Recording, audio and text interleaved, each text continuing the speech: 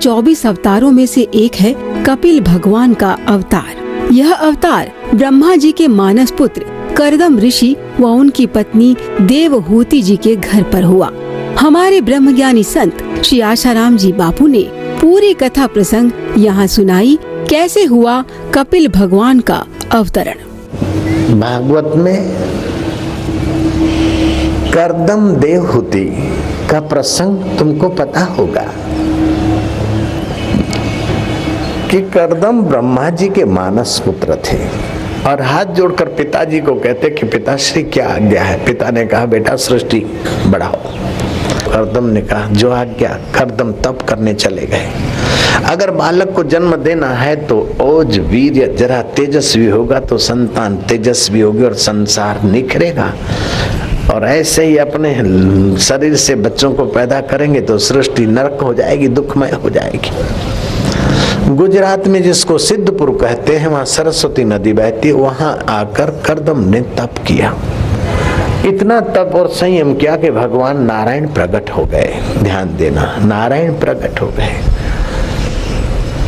करदम तुम पिता की आज्ञा पालने के लिए, संसार का विस्तार करने के लिए मेरा भजन किए हो, तुम्हारा कल्याण हो। मनु महाराज शत्रुपा सहित अपनी कन्या देवहूति ले आएंगे और तुमको अर्पण करेंगे और तुम्हें 9 कन्याएं होंगी। बाद में मैं तुम्हारे घर अवतार लूंगा,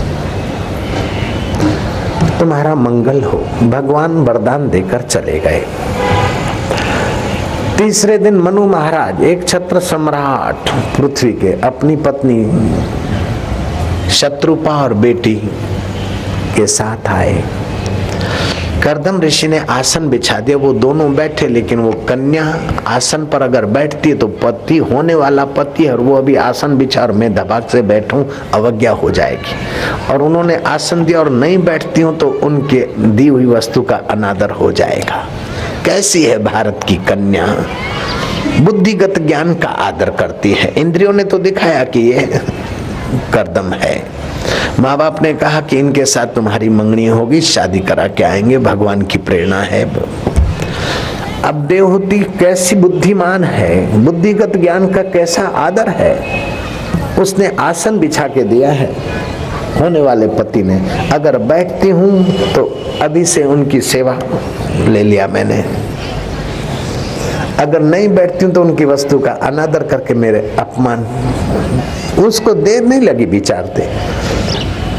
आसन पर दायां हाथ रखा और दायां जांघ रखी, स्वीकार कर लिया और नेत्रों से आसन को नमन भी कर लिया। करदम समझ गए कि ये इंद्रियगत ज्ञान की गुलाम नहीं है, बुद्धिगत ज्ञान के आगे की भी खबर ये समझ सकती है। कैसे परीक्षा होती थी। मनु महाराज ने कहा कि सर्व लक्षण संपन्न है और इनका रूप लावण्य जो भी सौंदर्य राजकन्या का चाहिए सबसे अच्छा सुंदर, और इनके गुण तो आपको मैं अपनी बेटी के बखान क्या कर सुनाऊं। बोले महाराज आप वर्णन न करो तो चलेगा, मैंने देव ऋषि नारद के मुख से इनके रूप और गुण सुने। और ये जब कन्या थी राजमहल पर खेल रही थी तो गंधर्व इनका सौंदर्य देखकर मूर्छित होकर गिर पड़ा था वो कमबख्त। इसका सौंदर्य तो मैं सुना है, आज देखा, लेकिन मेरी एक शर्त है कि मैं शादी तो करूंगा, सारा जीवन संसार के बैलगाड़ी की नहीं धकेलूंगा नहीं। जीवन थोड़ा ऊपर को उठेगा तो मैं फिर एकांत में चला जाऊंगा। ये अगर आपकी कन्या को मंजूर है मैं सन्यासी बनूंगा, गृहस्थी जीवन का अनुभव करके फिर गृहस्थी के कीचड़ में ही जिंदगी तबाह नहीं करूंगा, मैं विरक्त हो जाऊंगा। फिर माल पानी वहीं पड़ा रहे, माल पानी में अपना जीवन पानी की तरह बिछाऊंगा नहीं। जय राम जी की, मैं सन्यास लूंगा। अगर ये शर्त आपको और आपकी कन्या को मंजूर है तो फिर जो भी भगवान की। कन्या ने सम्मति दी, उन्होंने सम्मति दी, शादी हो गई। कैसे शादी हो गई? सूर्य नारायण के साक्ष्य में मंत्रोच्चार हुआ, कन्या का हाथ उसके हाथ में दे दिया। न बराती, न रजिस्टर मैरिज, न वकील, न कुछ भी नहीं। इसको गंधर्व विवाह बोलते हैं, लेकिन वो एक बार होता है तो फिर किसी भी कीमत पे टूटता नहीं। और जो संयम से शादी करते वो तो शाद आबाद होकर इस लोक और परलोक में मुक्त हो जाते। महाराज मनु महाराज शत्रुपा तो कन्या दान कर चल दिए, और कन्या ने क्या करा कि मेरे पति तप परायण है तो मैं तपस्विनी के वेश में सेवा करूं। ऐसी सेवा की देवहूति ने, आपको क्या बताऊं। उस तपस्वी ने दिन न देखा, रात न ठंडी न गर्मी, नदी से पानी उठा कर लाती थी। एक छत्र सम्राट की कन्या नदी से पानी भरकर आए और पति के स्नान के लिए रखे। जंगल से कंदमूल चुन कर आए भिखारन की नाई और पति देव के लिए तैयार रखे। गाय को चराने जाए और दूध देकर पति देव के लिए तैयार रखे। गाय के लिए चारा काटे और पति की सेवा में लगी रहे। पति ध्यान भजन में इतने मशगूल हो गए कि वो भूल ही गए कि मेरी शादी भी हुई है।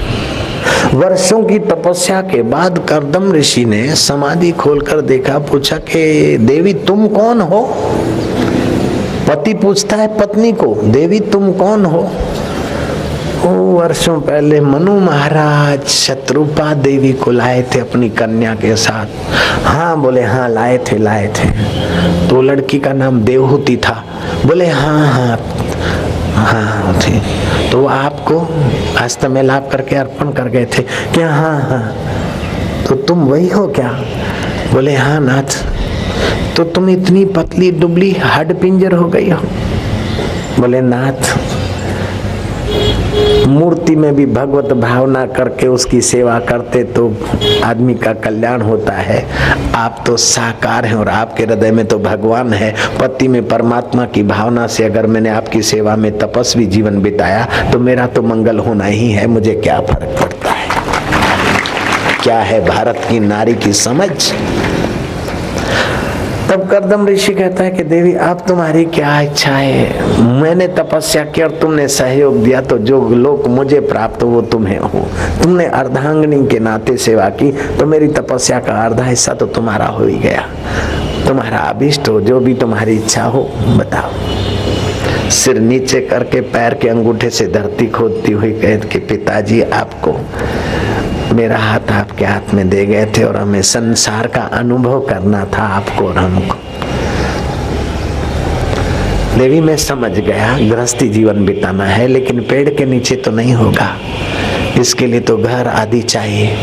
अच्छा हम योग शक्ति का उपयोग करते। जाओ सरोवर में नहा लो।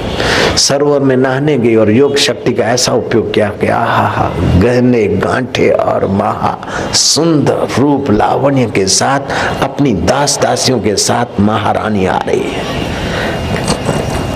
प्रणाम किया। अब वो दिख रहे एकदम पतले दुबले लेकिन है मेरे पति। मैं दुल्हन सी सज गई लेकिन है तो वो मेरे पति। अब चल मैं भी नहा लेता हूँ। वो भी नहाए और तेजस्वी आए। युवराज भी शर्मिंदे हो जाए ऐसे हो गए। अब हम दुल्हा दुल्हन तो बन गए, घर भी तो चाहिए। कर्दम ऋषि ने योग बल से काम आख्याय विमान की रचना की। काम आख्याय विमान की का वर्णन आता है कि उसमें रहने का अलग भोजनालय, अलग रसोड़ा, अलग शयन खंड, अलग साधना रूम अलग। और उस काम आख्याय विमान में ऐसे तोते मैना और पक्षी कि ब्रह्मा जी के पक्षी भी आकर उनके साथ किलहोल करते थे। और वो काम आख्याय विमान धरती पे भी चलता था, पानी में भी चलता था, फिवल बिना और लोकांतर में भी जाता था और गुरुत्व आकर्षण नियम के पार का भी उसमें ऐसी योग्यता थी। ऐसे विमान में उन्होंने वर्षों तक जीवन बिताया और 9 कन्याओं को जन्म दिया, जिसमें अरुंधति वशिष्ठ को बिहा कर दी और सती अनुसया ऋषि को बिहा दी। एक एक ऋषि को एक एक कन्या अर्पण कर दी। कर्दम कहते कि देवी मेरा बहुमूल्य समय इस संसार का अनुभव करने में चला गया, उस वास्तविक ज्ञान का जिससे भगवान भगवान है, जीव जीव है, जो सृष्टि का आधार है, जो सत्ता पेड़ों में जीवनी शक्ति दिखती है, जो सत्ता गधों में रेंगती है, कुत्तों में भौंकती है और योगियों में योग कराती है, उस परम सत्ता वास्तविक चैतन्य परमात्मा का साक्षात्कार करने का समय बीता गया। साकार नारायण का तो साक्षात्कार हो गया, लेकिन नारायण जिससे नारायण है और देवहूति जिससे देवहूति है, कपिल जिससे कपिल है, शिव जिससे शिव है, उस मैं स्वरूप परमात्मा का अनुभव करने के लिए मैं अब घर का त्याग करता हूँ। मैंने वचन दिया था गृहस्थ का उपयोग करूंगा, उपभोग करके सारी जिंदगी तबाह नहीं होऊंगा। तो अब तुम्हारा हमारा रिश्ता पूरा हो गया। देवती कहती कि नाथ आपका कथन सत्य है, मैं भी कैसी ना समझ के आप जैसे आत्मरामी योगियों को पाकर भी मैंने संसार के अनुभव की इच्छा की। मेरी भी आयुष्य तो नष्ट हुई, लेकिन मैं एक प्रार्थना करती हूँ कि आप ही ने बताया था कि भगवान नारायण ने आदेश दिया, पिता माता ने भी कहा था कि भगवान नारायण ने कहा है कि मैं तुम्हारे घर अवतरित होऊंगा, तो थोड़ी देर आप बाट देखें इस गृहस्थी दलदल में। बाद में नारायण जब हमारे घर प्रकट होंगे तो आप उसी दिन जाने की अभी से मेरी प्रार्थना स्वीकार कर। कर्दम ऋषि ने देखा कि ये युक्ति युक्त है, तर्क संगत है, संयमी है, रहे। समय पाकर दशों दिशाओं में प्रकाश और वातावरण में माधुर्य आया, देवहूति का तेज बढ़ गया, आकाश से कुछ स्वर सुनाई पड़े, प्रसूति की घड़ियां आई और प्रकाश पुंज फैलते फैलते भगवान आदि नारायण कपिल मुनि के रूप में मां देवहूति की गोद से प्रकट हुए। कपिल भगवान की जय। 22 अवतारों में कपिल अवतार का भी वर्णन आता है। भगवान अवतरित हुए, ब्रह्मा जी प्रकट हुए, स्तुति की अंतर्धान हुए, देवताओं ने दुंदुबियां बजाई, आकाश के सिद्धों ने पुष्पों की वृष्टि की। भगवान कपिल तो स्वयं परमात्मा का अवतार थे। कर्दम ऋषि ने प्रदक्षिणा की कि प्रभु अब हम जाते हैं, आके पिताश्री जैसी आपकी मर्जी। कौन कब तक किसके साथ रहेगा, ये तो जैसे सपने में मिलन होता है, बिछड़न होता है, ऐसा ही संसार है। जैसा स्वप्न रैन का ऐसा ये संसार, जैसे बहते पानी में तिनके मिलते और बिखर जाते हैं, जैसे मुसाफरी में मुसाफिर मिलते और बिखर जाते, ऐसे किसी का जाना होता है, किसी का आना होता है। गाड़ी में संसार की गाड़ी चली रहती। जो लोग कुटुंबियों में आसक्ति करते हैं वो घोर क्लेश को पाते हैं, लेकिन जो आत्मा में आसक्ति करते हैं वे परमात्मा को पाकर मुक्त हो जाते। कर्दम ऋषि भगवान कपिल को प्रणाम करके चले गए। कुछ समय बीता, माता देवहूति का सोया हुआ विवेक वैराग्य जगा कि प्रभु अपने जाए को प्रभु बोलना बड़ा कठिन है। मूर्ति में तो श्रद्धा हो जाती है सेठ जी, ठाकुर जी में तो श्रद्धा हो जाती, लेकिन संत में श्रद्धा होना बड़ा कठिन है। और श्रद्धा हो जाए तो टिके रहना बड़ा कठिन, और टिक गई तो संत और परमात्मा का आत्मा और संत का आत्मा एक है, ऐसी दृढ़ श्रद्धा होना तो जो हो गई तो फिर वो तो संसार से पार हो गया। महाराज देवहूति ने कहा कि मैं भी कैसी की आसक्ति, जन्मों से मैंने संसार का अनुभव किया और अभी भी तुम्हारे पिताश्री से मैंने संसार की चीजें मांगी। हे प्रभु, ये संसार की आसक्ति बड़ी दुर्जय है। तब भगवान कपिल ने कहा आसक्ति बड़ी दुर्जय है, ये कवियों ने कहा, लेकिन वही आसक्ति संतों में हो जाए तो संसार से तारने वाली हो जाती है। ये कपिल भगवान ने माता देवहूति को कहा। फिर कपिल भगवान ने कहा कि माँ 26 तत्व है, 5 कर्म इंद्री, 5 ज्ञान इंद्री, 5 प्राण, 4 अंतःकरण, ये 19 सूक्ष्म शरीर के होते हैं। 5 के बाहर महाभूत, 24, 25वां जीव और 26वां दृष्टा साक्षी ब्रह्म। वो साक्षी ब्रह्म सत्य, बाकी इनमें परिवर्तन होता रहता है। इन तत्वों का परिवर्तन जिससे दिखता है वो सत्य है, उसकी धारणा करके अपना संबंध विच्छेद करके ज्ञानी ज्ञान पाकर मुक्त हो जाते। योगी धारणा ध्यान समाधि करके इंद्रियों को मन में, मन को बुद्धि में, बुद्धि को जीवत्व में और जीव को चित्ती में, और चित्ती जिस चैतन्य से सत्ता लेती उसमें समाधि सोकर अपने शुभ स्वरूप में विश्रांति पाकर संसार की वासना से पार हो जाता है। माँ भक्त भाव को ऐसा बढ़ाता है कि सुख भी आए तो भगवान का प्रसाद और दुख भी आए तो भगवान का प्रसाद। हालांकि कर्मवादी बोलते कर्म का फल है दुख, कर्म का फल है सुख, वो भले कर्म का फल मानकर सुख दुख भोगे, लेकिन भक्त की एक विशेषता होती है कि कर्म का फल होते हुए भी वो भगवान की सत्ता के बिना तो नहीं चलता है, तो भगवान का ही प्रसाद मानते, तो सुख भी उनके लिए गौण हो जाता है, दुख भी उनके लिए गौण हो जाता है, भगवत भाव शेष रह जाता है, तो उनका चित्त भगवान भगवत आकार से मुक्ति के रास्ते चल पड़ता है। माँ तुम्हें जो भी उचित लगे, भक्ति मार्ग, योग मार्ग, ज्ञान मार्ग अथवा भक्ति और योग साथ में, योग और ज्ञान साथ में, जैसा भी उचित लगे मनुष्य को अपना कल्याण कर लेना चाहिए। जैसे अजगर की गुफा में अजगर का सिराना करके कोई चैन से नहीं सो सकता, ऐसे भोगों का और बाहर के पदों का आश्रय लेकर कोई चैन से संसार से पार नहीं हो सकता। जैसे शेर की गुफा में पथिक निश्चिंत नहीं सो सकता है, ऐसे संसार में कोई निश्चिंत नहीं रह सकता संसार का आश्रय करके। जैसे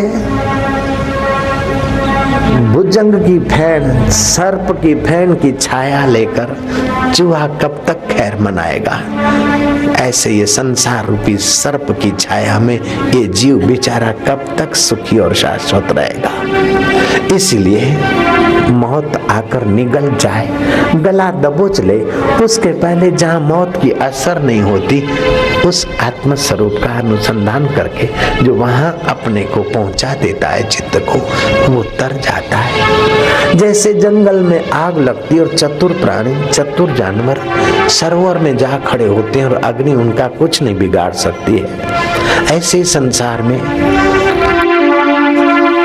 दुख सुख अशांति और विकृति आए उसके पहले जहाँ दुख और अशांति विकृति की असर नहीं होती, ऐसे अपने साक्षी स्वरूप में जो टिकने का अभ्यास करता है वो वास्तविक परमात्मा तत्व को पाकर परमात्मा से एक हो जाता है। जैसे बुलबुला सागर को पहचान कर अपना बुलबुला भाव भूल जाए, जैसे तरंग पानी को पहचान के अपना तरंग भाव का अहंकार छोड़ दे, ऐसे जीव अपने स्थूल शरीर, सूक्ष्म शरीर और कारण शरीर को प्रकृति और माया का खेल समझकर इस स्थूल शरीर की बदलाहट भी दिखती है, सूक्ष्म शरीर के विचार भी दिखते बदलते हैं, कारण शरीर की अवस्थाएं भी बदलती हुई दिखती है, उसको जो देखता है वह साक्षी स्वरूप मेरा आत्मा परमात्मा है, उसमें जो टिकने का अभ्यास करता है, गुरु कृपा बचाता है, माँ वो धन्य हो जाता है। माँ ने पुत्र रूप में जो भगवान का ज्ञान देने वाले भगवत स्वरूप उनका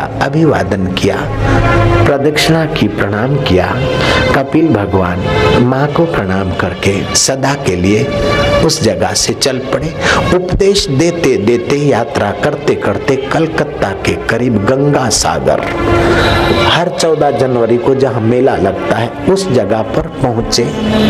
सागर ने उनका बहुमान करने के लिए वो जगह खुली की और प्रभु आप यहीं सदा विराजे, आपका ये क्लेवर यहीं माया में लीन होगा और उसकी याद लोगों को मिलती रहेगी। आज भी 14 जनवरी को सागर वो जगह खाली करता और कपिल महाराज की याद देता है, कलकत्ता में जाके देख सकते हैं।